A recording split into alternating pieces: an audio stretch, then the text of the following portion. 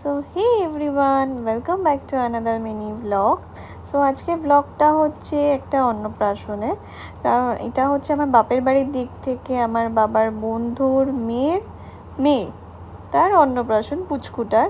তো এই জন্য আমরা আজকে এসেছি আমার বাপের বাড়িতে। তো এখান থেকেই গেলাম আমরা ভেন্যুতে, মেন যেখানে অনুষ্ঠানটা। তো এই হচ্ছে পিঙ্কি দি, বেবির মা। কিন্তু বেবি ঘুমোচ্ছে বলে বেবির হাতে আমরা কেউ গিফট দিতে পারিনি, এই জন্য বেবির মার হাতে গিফট দেওয়া হচ্ছে, কেন বেবি এখনও ঘুমোচ্ছে। তাই এদিক থেকে আমরা শুরু করে দিচ্ছি ফটো তোলা, খাওয়া দাওয়া। যার অনুষ্ঠান সে তো ঘুম দিচ্ছে, বাট আমরা এসে তার জন্য ওয়েট করতে করতে খাওয়া শুরু করে দিয়েছি, কখন আমরা তার দর্শন পাবো। তাই এদিকে আমার ড্রাই চিলি চিকেন খেয়ে লেগে গেছে খুব ঝাল, তাই আমি নিয়ে নিয়েছি মকটেল।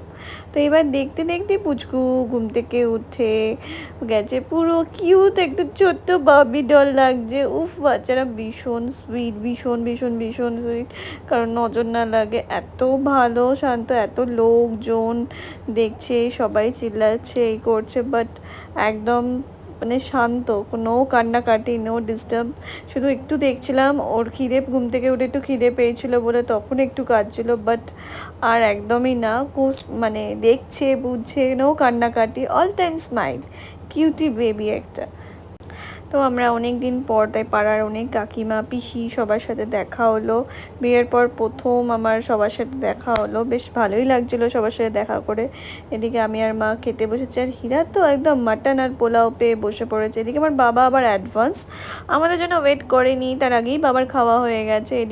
আমার বাবা সব কিছুতে একটু আগে চলতে ভালোবাসে। এদিকে হীরা এবার ডেজার্ট খাচ্ছে, আমি আর ডেজার্ট ট্রাই করিনি, আর ভালো লাগছিলো না, আমার শরীরটা সেদিনকে একটু খারাপ খারাপ লাগছিলো।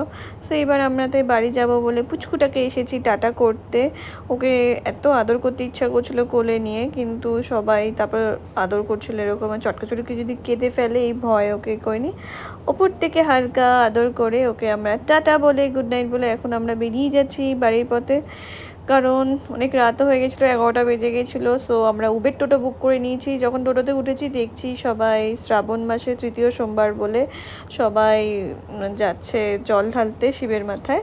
আর তোমরাও সাবস্ক্রাইব করে ফেলো আমাদের চ্যানেলটাকে, আর কমেন্ট করে জানো